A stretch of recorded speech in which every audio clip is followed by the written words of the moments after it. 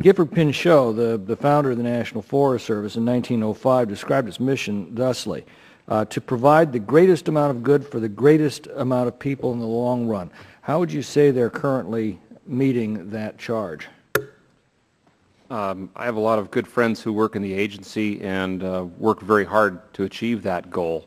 And I think that, on many fronts they're doing a good job.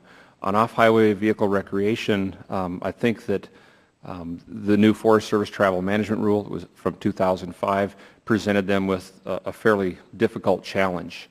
It put them in a fairly compressed time frame to do a fairly complex job, a very complex job.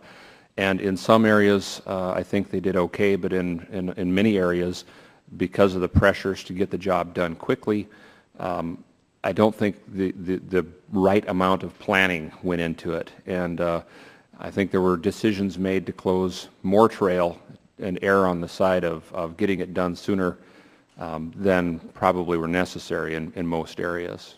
Well, that's certainly been the experience in my district, which is the northeast corner of California. Most of it is national forests, and we are being flooded by complaints of Forest Service abuses of the public on the public's land in a pattern that seems to suggest that they view their mission as excluding the public from the public's land.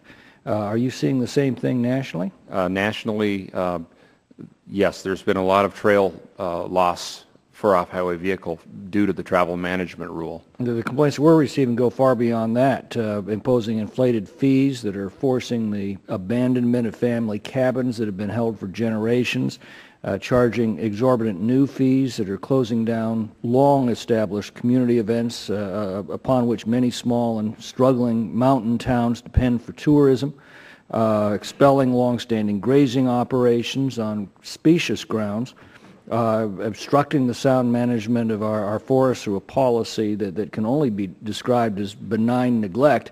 What are your members telling you? We're hearing those same types of complaints. Because I'm in the off-highway vehicle field professionally, that's mostly what I hear about, and the vast majority of folks that I've spoken to have not been happy with the travel management rule results. Again, the Forest Service is made up of a lot of different people, and there's some very dedicated folks, but I think that the travel management rule was rushed, and the results were very negative for us. I sense that there is a fundamental change of attitude in the Forest Service over the past decade or so, from one of public service, welcoming the public to the public's lands, of fulfilling Gifford Pinchot's vision for the Forest Service. That is being replaced by an elitist, exclusionary, extreme attitude that the Forest Service mission is to close the forests to the public. Mr. Jones, what are your members telling you? We're hearing that from a lot of people, and again, there are good people in the agency, and I have seen the face of the agency change over the last few years as a lot of it's becoming downright alarming. Mr. Jones, Mr. Lepley, I want to give you a chance to jump in on this. Actually, we've been participating in some wolverine reintroduction discussions with the Colorado Department of Wildlife, and we've had some pretty diverse partner groups coming in, like, as you mentioned, the cattlemen and forestry groups. And we all have a surprising amount of similarity in our concerns, and I think you pretty accurately summarized them, that sometimes keeping public access is not the priority, and it's concerning. Mr. Lepley? Yes, I would say the same thing. The Allegheny National Forest is the only national forest in Pennsylvania, and it's somewhat unique. If you look at the Allegheny in many respects, it's an open history book of America's growth.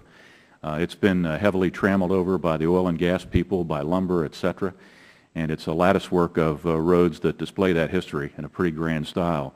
And what we're seeing up there, and it's pretty common knowledge, there have just been some major contentious lawsuit issues with the O&G folks.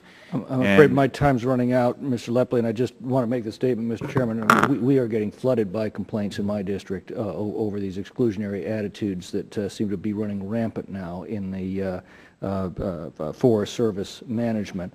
I think at some point this committee is going to have to step in and remind the Forest Service that they are public servants, not public masters, and that the national forests are not the King's royal forests, but belong to all of the people of the United States.